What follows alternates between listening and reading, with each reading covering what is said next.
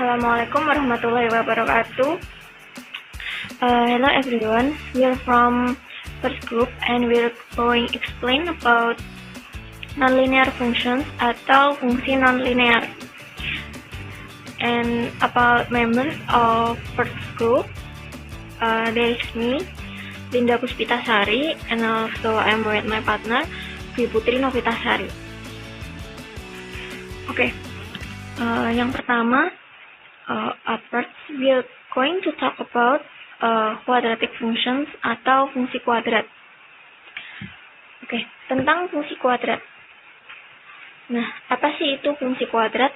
Nah, fungsi kuadrat adalah fungsi polinomial atau polinomial yang pangkat tertinggi variabelnya itu adalah 2. Jadi, bentuk umum dari fungsi kuadrat itu mendekati persamaan kuadrat. Nah, bentuk umumnya bisa kalian lihat di sini adalah fx sama dengan ax kuadrat plus bx plus c. Dengan nilai a tidak sama dengan 0. Nah, kemudian beberapa keterangannya di situ ada fx adalah fungsi kuadrat, kemudian a dan b adalah koefisien, c adalah konstanta, dan x adalah variabel. Nah, kemudian yang terakhir ini ada a tidak sama dengan 0. Itu untuk mengingatkan kalau dalam fungsi kuadrat itu nilai a tidak boleh 0. Oke, nah itu tadi tentang fungsi kuadrat. Nah, selanjutnya kita akan bahas tentang grafik fungsi kuadrat. Nah, apa itu grafik fungsi kuadrat? Grafik fungsi kuadrat merupakan grafik yang berguna untuk menggambarkan sifat suatu fungsi kuadrat. Nah, dari fungsi kuadrat tadi, nanti kita bisa buat grafiknya, yaitu disebut grafik fungsi kuadrat. Nah, kemudian ciri-ciri dari grafik fungsi kuadrat adalah sebagai berikut. Memiliki bentuk grafik yang simetris, bentuknya sama dengan parabola, kemudian hanya memiliki titik minimum atau titik maksimum. Yang ketiga, terdapat fungsi x atau fx sama dengan y yang merupakan variabelnya dependen.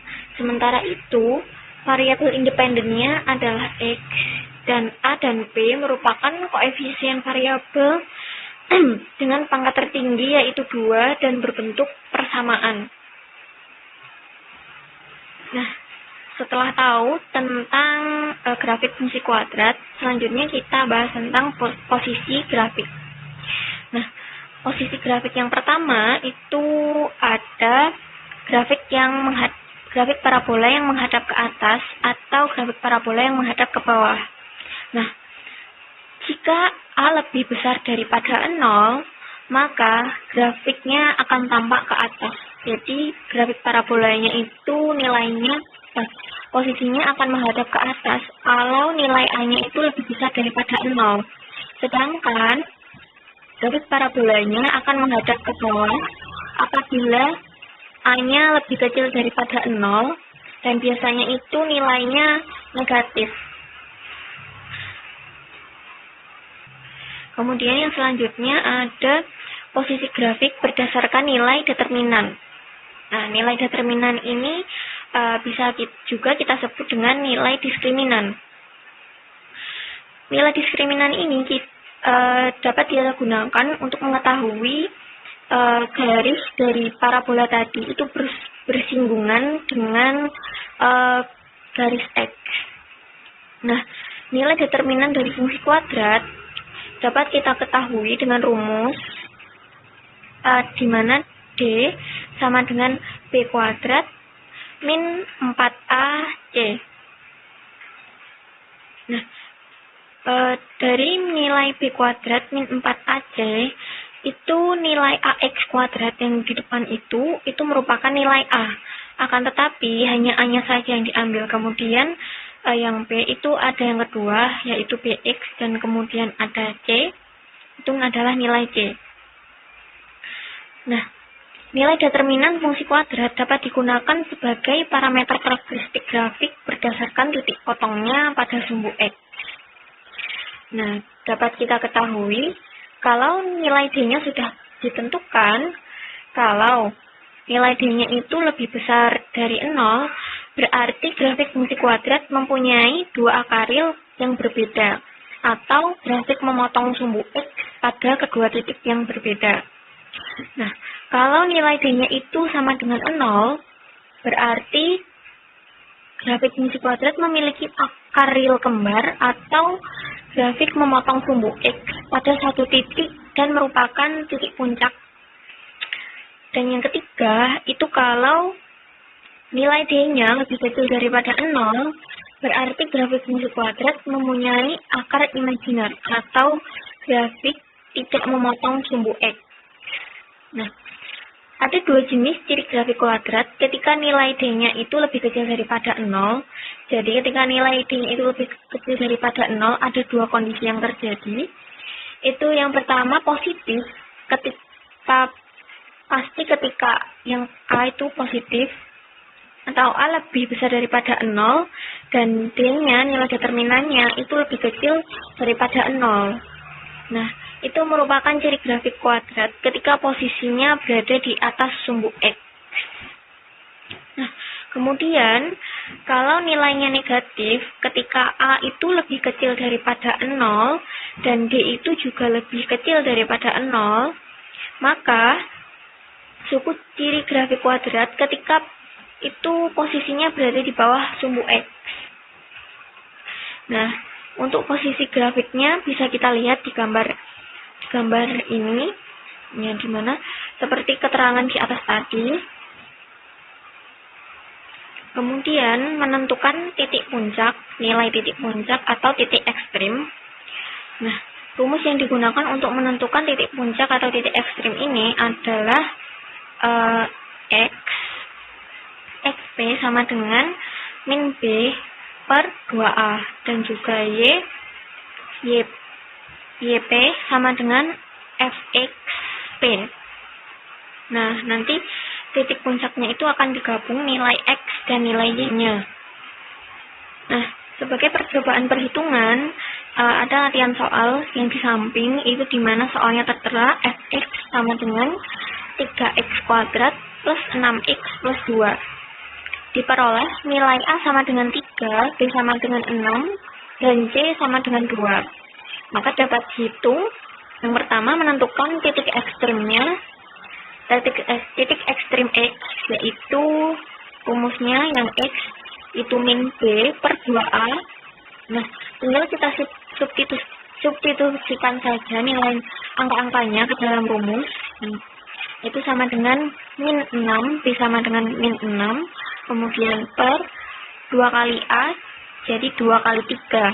Kemudian kita jumlahkan sama dengan min 6 tetap, kemudian 2 kali 3 sama dengan 6. Maka dapat kita peroleh min 6 per 6 sama dengan min 1. Kemudian untuk titik ekstrim Y. Nah, untuk nilai titik ekstrim Y, maka tinggal kita substitusikan saja nilai X yang telah kita peroleh tadi ke dalam fungsinya, yaitu X-nya kita ganti dengan min 1. Jadi 3 dikali min 1 pangkat 2 plus 6 dikali min 1 plus 2 sama dengan 3 min 6 plus 2 sama dengan min 1. Nah, dari kedua nilai tersebut, kita gabungkan memperoleh titik puncak, yaitu X dan Y sama-sama min 1. Setelah menentukan titik puncak, kita akan menentukan titik potong sumbu. Nah, nilai konstanta C adalah titik potong sumbu Y dengan kurva yang dibentuk oleh fungsi kuadrat, yaitu titik 0, C.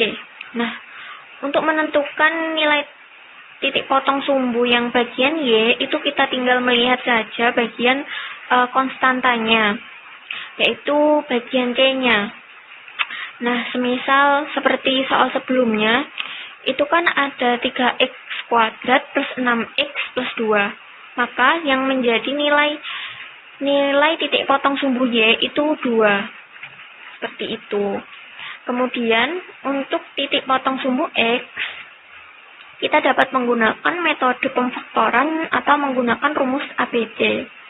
Nah, seperti kita bisa lihat rumus yang sudah tertera, rumus pemfaktoran dan juga rumus ABC. Rumus pemfaktoran ada di bagian atas dan kemudian untuk rumus ABC ada di bawah, yaitu yang X1,2 itu adalah rumus ABC.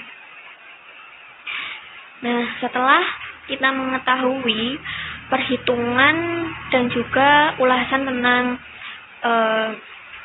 fungsi kuadrat tadi, kita bisa aplikasikan fungsi kuadrat ke dalam matematika ekonomi, yaitu pada konsep permintaan dan juga konsep permintaan dan juga konsep penawaran. Yang konsep permintaan kita bisa ubah menjadi P, yaitu price, sama dengan min A, kita ganti variabel X-nya itu Hi menjadi Hi, itu quantity, AX pangkat 2 plus BH plus C. Nah, atau bisa juga menjadi Hi quantity sama dengan min A dikali price pangkat 2 plus BP plus C. Nah, perlu diketahui juga untuk yang konsep permintaan ini variabel angka depannya itu pasti bernilai minus. Jadi kalau dalam matematika ekonomi itu, kalau dalam fungsi kuadrat dan kemudian nilai A-nya itu min, maka itu masuk ke konsep permintaan. Nah, kemudian dalam konsep penawaran itu nilai A-nya selalu positif. Nah, kita bisa ganti juga menjadi Hi sama dengan AP kuadrat plus BP plus C, atau P sama dengan AH kuadrat plus BH plus C. Nah, keduanya ini sama saja, hanya saja membedakan itu yang tadi plus minusnya. Nah, kita lanjut ke latihan soal, dimana di sini kita akan mengerjakan untuk contoh soal yang B, yaitu dimana quantity sama dengan 2P kuadrat plus 10P plus 16. Nah, ini perlu kita ingat lagi, untuk nilainya itu di sini positif yaitu 2P kuadrat, maka ini termasuk fungsi dari penawaran atau supply. Nah, kemudian di bawahnya juga ada keterangan, yaitu sama dengan Hi sama dengan 2P kuadrat plus 10P min 16. Nah, karena A-nya itu lebih besar daripada 0, maka kurvanya itu menghadap ke atas. Nah, jadi sudah dapat beberapa petunjuk di sini kalau kurvanya menghadap ke atas, jadi kita tinggal menghitung saja. Nah, untuk soal yang B kita tinggal masukkan soalnya tadi, dan juga yaitu X kuadrat min 10X plus 16. Yang pertama, kita menentukan titik ekstrim menggunakan rumus ABC, yaitu rumusnya langsung kita gabung menjadi satu, yaitu min B per 2A dan juga min B kuadrat plus 4AC per 4A. Nah, kita langsung substitusikan angka-angkanya yang ada di soal tadi ke dalam rumus, yaitu min 10 per 2 dikali 1, kemudian min 10 kuadrat, min 4 dikali 1 dikali 16, kemudian per 4 dikali 1. Nah, kita langsung jumlahkan. Karena di atas itu min 10 dikali min, maka hasilnya menjadi 10. Dan 2 dikali 1 hasilnya 2. Jadi didapat 10 per 2. Kemudian selanjutnya ada 10 kuadrat, itu kalau kita kalikan, kita jumlahkan akan menjadi plus 100. Kemudian min 4, karena 4 dikali 1, kemudian 16 per 4. Minnya masih di luar kurung. Kemudian kita jumlahkan lagi, 10 dibagi 2 itu dapatnya 5. Kemudian 100 dikurangi 60 min 100 dikurangi 64 per 4 didapat min 9. Maka titik ekstrimnya kita dapat 5, min 9. Kemudian untuk menentukan titik potongnya, kita bisa menggunakan pemfaktoran atau rumus ABC. Untuk menggunakan pemfaktoran, kita bisa menentukan nilai mana. Kita bisa mencari di mana kalau hasilnya itu kita kalikan jumlahnya plus 16, 2 angka yang kita jumlahkan itu kita kalikan itu hasilnya plus 16, dan kemudian ketika kita jumlahkan itu hasilnya min 10, kalau kita kalikan ketemu jumlah plus 16. Nah, kita dapat angka yaitu min 8 dengan min 2. Kita tinggal substitusikan X min 8 dan juga X min 2. Nah, langsung saja kita menggunakan kita jumlah di mana X itu pindah ruas menjadi min 8. Dari min 8 pindah ruas jadi plus 8. Kemudian untuk X min 2 di mana kita menggunakan juga pindah ruas. Jadi X-nya dari min 2 itu jadi min 2. Jadi nilai X-nya ketemu 8 dan juga 2. Kemudian menggunakan rumus ABC, yaitu X 1,2 sama dengan min B plus minus akar min B kuadrat min 4AC per 2A. Sama dengan kita substitusikan angka-angkanya di soal, di mana min 10 plus minus min 10 kuadrat min 4 dikali 1 dikali 16 per 2 dikali 1. Nah, kita jumlahkan dapat dari menjadi 10 sama 10 plus minus akar 100 min 64 per 2. Nah, kemudian kita jumlahkan lagi dari 10 plus minus akar 36 per 2. Maka karena di sini ada plus minus, maka kita akan jumlahkan satu-satu. Yang pertama itu yang plus 10 plus 6 per 2. Kita peroleh menjadi 16 per 2 sama dengan 8,0. Kemudian yang minus 10 min 6 per 2, 4 per 2 sama dengan 2,0. Nah, di sini hasilnya sama. Jadi kita bisa menggunakan metode pemfaktoran atau metode ABC.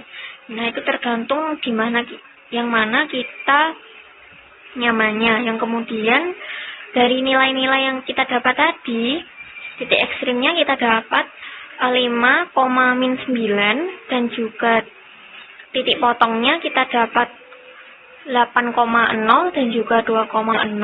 Maka kita tinggal gambar grafiknya seperti samping ini.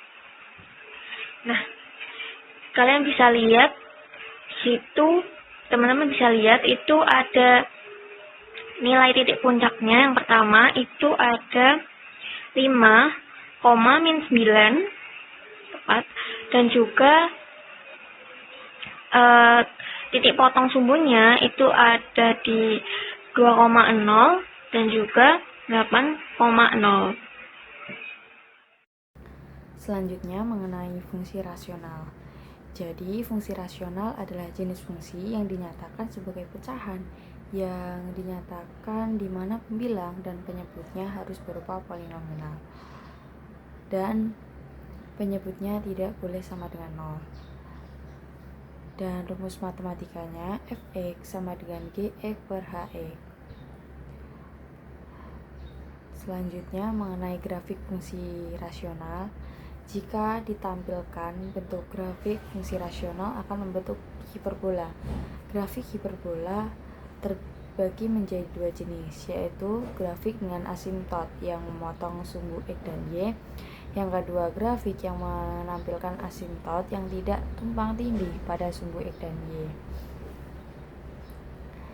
Seperti gambar di samping. Selanjutnya mengenai grafik rasional. Fungsi rasional dapat diterapkan pada matematika ekonomi dalam fungsi permintaan sebagai berikut. Rumusnya P sama dengan P per H sama dengan A, or PH sama dengan A, dan H min H tutup kurung P min K sama dengan A, di mana asimtot yang bertepatan dengan sumbu X dan Y dapat memiliki persamaan berikut. X min H, Y min K sama dengan A, X min 0, Y min 0 sama dengan A, Y sama dengan A, AX.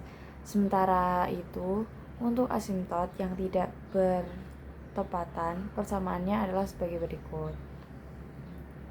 H min X min H, Y min K sama dengan A.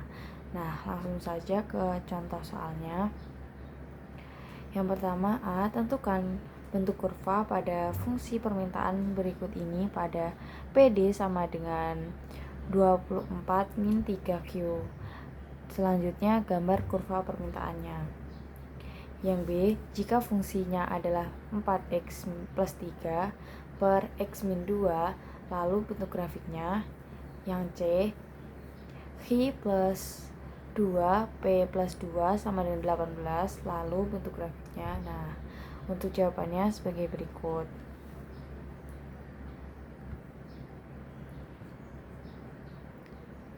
Gambar kurva permintaannya ada di ini. Nah, selanjutnya mengenai titik H, P sama dengan 0, P sama dengan 24 plus 3H, 0, P-nya tadi 0 sama dengan 24 min 3H. Langsung saja kita masukkan 3H, kita pindah ruas, sama dengan 24 per 3. Selanjutnya H sama dengan akar dari 8. Terus hasilnya H sama dengan 8,0. Jadi koordinatnya min 2,8 min 2,8,0 2,8,0. Selanjutnya menentukan titik B jika H sama dengan 0. P sama dengan 24 min 3H, P sama dengan 24 min 3 kali 0 sama dengan P adalah 24. Jadi titik dari P adalah 0,24. Dan mencari titik puncaknya sendiri itu sama ada rumusnya sendiri, yaitu min B per 2A, min B kuadrat min 4AC per 4A. Dan selanjutnya ini adalah gambar grafiknya.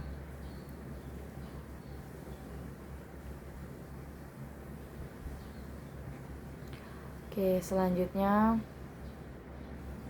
membahas dari 4x plus 3 per 2, tentukan grafiknya. Jadi titik potong sumbu X dan Y adalah sumbu Y.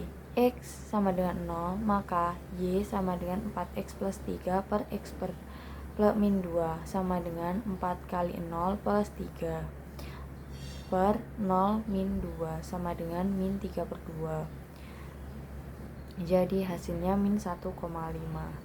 Terus melalui sumbu X, Y sama dengan 0, maka 0 sama dengan 4x plus 3 per x min 2. Akar 4x plus 3 per x min 2 sama dengan 0.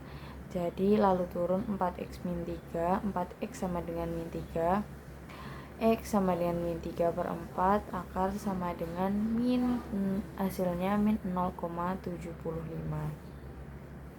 Selanjutnya menentukan asimtot. Asimtot tegak tegak atau vertikal. Y sama dengan 4x plus 3 per x min 2. Lalu kita pindah ruas, x min 2 sama dengan 0, x sama dengan 2. Lalu asimtot datar atau horizontal, Y sama dengan 4x plus 3 min x min 2. Pembagian konstanta, hanya konstanta yang diambil saja, sama dengan 4/1 sama dengan 4. Lalu Y limit x 4x plus 3 per x min 2. Limit sama dengan 4x per x plus 3 per x min 2 per x. Lalu limit x sama dengan 0,00, 4/1 plus 3 per x 1 min 2 per x. Hasilnya 4/1 sama dengan 4.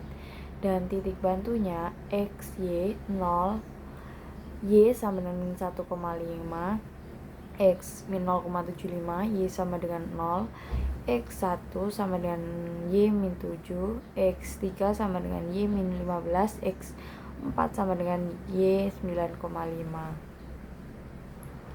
Lanjut, contoh soal lagi. X plus 2, P plus 3 sama dengan 18. Yang pertama menentukan titik potong dari sumbu Q. P sama dengan 0. Langsung saja kita masukkan rumusnya.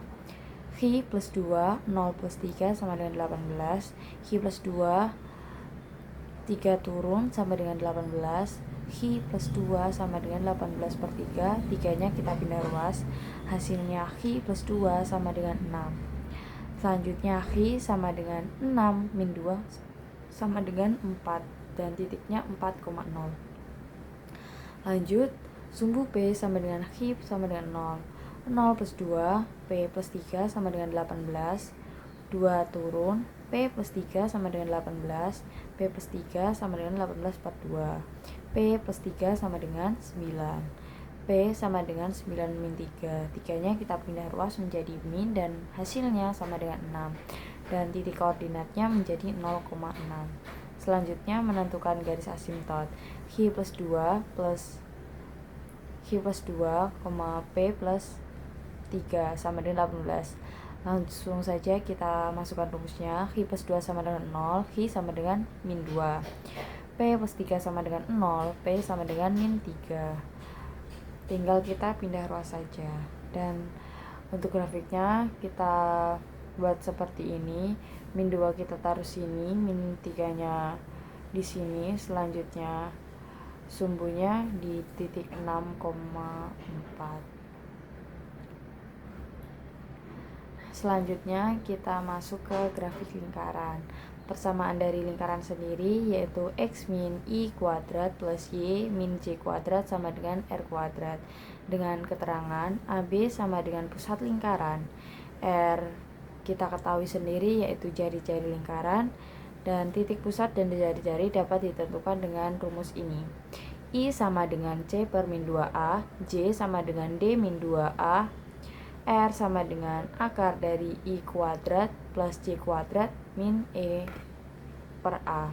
Nah, pertanyaannya, tentukan titik pusat dan jari-jari dari lingkaran 3x plus 3y kuadrat min 24x kuadrat min 18y min 33 sama dengan 0. Juga tentukan perpotongan tiap sumbu koordinat. Langsung saja kita jawab. I sama dengan min 24 per, kita mencari I-nya dulu. I sama dengan min 24 per min 2 kali 3 sama dengan min 24 per min 6. Hasilnya 4. I-nya sudah ketemu, kita menentukan J-nya terlebih dahulu. Kita masukkan rumusnya. Min 18 per min 2 per kali 3 sama dengan min 18 per min 6. Hasilnya 3. J-nya sudah ketemu, jadi titik pusatnya 4,3. Dan selanjutnya kita menentukan jari-jari lingkaran. Rumusnya akar dari I kuadrat plus J kuadrat min E per A sama dengan 4 kuadrat plus 3 kuadrat min 33 per 3. Hasilnya akar dari 36 yaitu 6. Nah, persimpangan pada sumbu XY sama dengan 0 yaitu sebagai berikut. Jadi kita masukkan 3x kuadrat per sama min 24x plus 33 sama dengan 0. Y sama dengan 0. X 1,2 sama dengan min B plus minus akar B kuadrat min 4AC per 2A. Selanjutnya kita masukkan min 24 plus minus akar dari min 24 kuadrat min 4 kali 3 kali min 33 per 2 kali 3. Selanjutnya kita hitung hasilnya 24 plus minus 576 min 396 akar per 2 kali 3. Hasilnya 24 plus minus akar dari 972 per 6. Selanjutnya 24 plus minus hasilnya 31,17 per 6. Hasilnya adalah X2 1,19. Lalu kita menentukan Y-nya 3Y kuadrat min 18Y min 33 sama dengan 0. X sama dengan 0. Y 1,2 sama dengan min 18 plus minus akar dari 18 min 18 kuadrat min 4 kali 3 kali min 33. Y 1,2 sama dengan 18 plus minus akar dari 324 min 396 per 2 kali 3. Hasilnya 9. Y 1,2 adalah 18 plus minus akar 720 per 6. Y 1,2 sama dengan 18 plus minus 26,83 per 6. Y sama dengan 7,47 dan Y sama dengan min 1,47. Dan gambar kurva lingkarannya sebagai berikut. Kita menentukan dari titik-titiknya, yaitu tadi min 1,19 min 1,42 dan juga 7,47 dan juga 9,19 untuk X-nya. Kita sudah sampai di elips. Di sini elips memiliki persamaan, yaitu ax kuadrat plus by kuadrat plus cx plus dy plus e sama dengan 0. Persamaan dari elips ini hampir sama dengan persamaan dari fungsi kuadrat, hanya saja yang di elips ini lebih kompleks. Dan kemudian ada dua kondisi, itu dimana jika nilai A-nya itu lebih kecil daripada B, maka elips berbentuk horizontal. Sedangkan kalau nilai A-nya itu lebih besar daripada B, maka elips berbentuk vertikal. Nah, untuk persamaan yang digunakan dalam elips vertikal dan horizontal, itu ada, untuk elips horizontal ada X min I kuadrat per A kuadrat plus Y min J kuadrat per B kuadrat sama dengan 1. Kemudian untuk elips vertikal itu menggunakan persamaan XI kuadrat per B kuadrat plus Y min J kuadrat per A kuadrat sama dengan 1. Kemudian untuk gambar elipsnya bisa kita lihat di sini, bentuk gambar grafik elips yang horizontal dan juga vertikal. Nah, kemudian ada beberapa syarat lagi di mana yaitu ini tentang jari-jarinya dari elips. Elips itu memiliki dua jari-jari, yaitu ada jari-jari panjang dan juga jari-jari pendek. Nah, untuk yang elips sendiri, jari-jarinya itu biasanya jari-jarinya panjang itu selalu nilainya itu lebih besar daripada jari-jari pendek. Begitu juga kebalikannya, nilai jari-jari pendek itu lebih kecil daripada nilai jari-jari panjangnya. Nah, di sini ada dua kondisi, yaitu di mana ada R1 dan juga R2, di mana R1 itu lebih besar daripada R2, di mana sumbu utama elips sejajar dengan sumbu horizontal X, yang dimana keterangannya itu R1 sama dengan jari-jari panjang dan R2 itu sama dengan jari-jari pendek. Yang kedua, ada kondisi di mana ini ada R1 lebih kecil daripada R2, di mana sumbu utama elips sejajar dengan sumbu horizontal Y, di mana R1 itu jari-jari pendek dan R2 itu jari-jari panjang.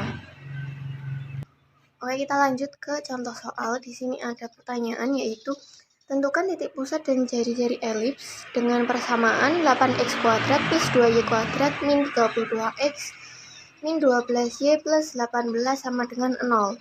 Juga tentukan perpotongan setiap sumbu koordinatnya. Oke, sebelumnya kita melihat kalau di soalnya itu nilai A-nya itu lebih besar daripada B, maka elipsnya itu berbentuk vertikal.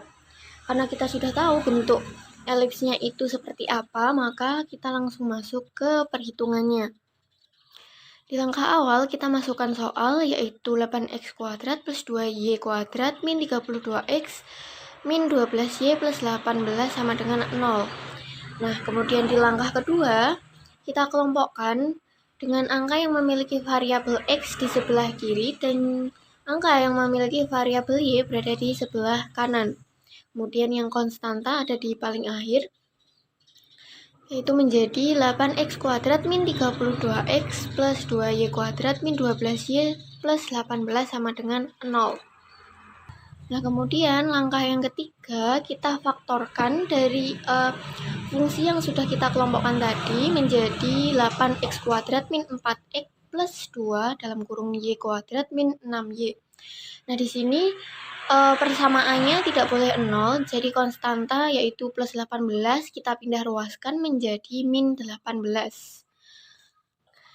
Di sini kita faktorkan yaitu 32x itu menjadi 4x, kemudian 12y itu menjadi 6y. Kalau kita kalikan itu akan menjadi fungsi yang sebenarnya yaitu 8 dikali x kuadrat itu menjadi 8x kuadrat. 8 dikali min 4x itu hasilnya min 32x plus 2 dikali y kuadrat itu sama dengan 2y kuadrat, kemudian 2 dikali min 6y itu hasilnya min 12y. Jadi seperti itu untuk langkah yang ketiga, kita hanya memfaktorkan saja. Kemudian untuk yang langkah keempat, kita gunakan perhitungan menggunakan rumus yang ada di samping, yaitu x kuadrat plus bx sama dengan dalam kurung x plus b per 2 tutup kurung kuadrat min b per 2 kuadrat. Nah, di sini yang kita jumlahkan itu hanya bagian yang di dalam kurung, yaitu x kuadrat plus bx seperti yang di angkanya di soal itu, yaitu kita bakal substitusikan ke dalam rumus hanya bagian x kuadrat min 4x. Nah, setelah kita substitusikan, maka diperoleh hasilnya yaitu 8 dalam kurung x min 2 kuadrat min 4. Kemudian untuk yang y-nya itu sama. Untuk yang di dalam kurung y kuadrat min 6y kita substitusikan juga ke dalam rumus. Maka diperoleh hasilnya yaitu 2 dalam kurung y min 3 kuadrat min 9 sama dengan min 18. Nah, kemudian untuk yang langkah selanjutnya yaitu di baris kelima, kita jumlahkan, hanya saja yang dijumlahkan itu hanya yang berada di luar kurungnya. Seperti kita jumlahkan hanya 8 dikali min 4, itu sama dengan bawahnya itu ada min 32, kemudian 2 dikali min 9 itu min 18. Jadi kita di sini hanya menjumlahkan bagian konstanta saja, angka yang tidak memiliki variabel kita kalikan. Nah, untuk angka yang di dalam kurung itu tetap sama dengan persamaan juga tetap sama, min 18. Nah, untuk yang baris kelima tadi kan kita sudah menjumlahkan, mengalihkan seperti 8 min 4 dapatnya 32 dan juga 2 min 9 mendapat hasil min 18. Nah, kemudian di baris selanjutnya untuk min 32 dan juga min 18 itu kita kalikan sehingga kita jumlahkan hingga hasilnya itu menjadi min 50. Jadi nanti ada di belakang sendiri min 50. Seharusnya ini nanti ada belakang sendiri, di belakangnya ini y min 3 kuadrat itu min 50. Nah, kemudian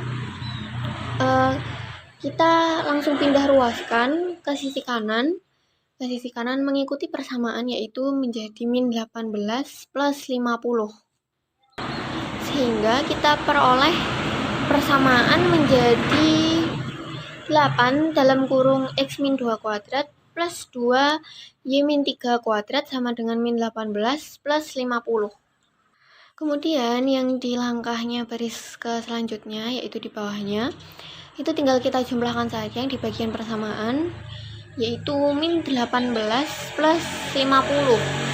Sehingga kita akan dapatkan hasil yaitu plus 32. Jadi diperoleh persamaan yaitu 8 dalam kurung x min 2 kuadrat plus 2 y min 3 kuadrat sama dengan 32. Nah, langkah selanjutnya yaitu di sini itu persamaannya harus angka 1 atau harus bernilai 1. Maka kita buat yaitu persamaan kita samakan. Jadinya 32 kita kalikan dengan 1 per 32. Jadi diperoleh nanti persamaannya jadi 1. Nah, kemudian yang langkah terakhir, langsung saja kita jumlahkan menggunakan persamaan, yaitu kita dapat x min 2 kuadrat per 4 plus y min 3 kuadrat per 16. Nah, dari mana kita mendapatkan angka 4 dan 16-nya? Angka 4 dan 16 itu kita peroleh dari angka yang di depan kurung ini, angka 8 dan 2. Nah, di sini angka 8-nya itu kita sederhanakan atau kita bukan disederhanakan, mohon maaf. Kita bagikan dengan 32, maka diperoleh hasilnya itu 4. Dan juga yang kemudian yang angka 2 di depan y ini kita bagikan juga dengan 32, maka diperoleh hasilnya itu 16. Seperti itu. Nah, penjumlahan ini seharusnya dilakukan sebelum kita menyamakan persamaannya itu menjadi angka 1. Nah, dari penjumlahan persamaan tersebut, maka didapat titik pusatnya itu 2,3, A sama dengan 4, dan B sama dengan 2. Kemudian yang selanjutnya kita tentukan titik potong, yaitu kita percepat saja dengan rumus ABC, yaitu di mana sumbu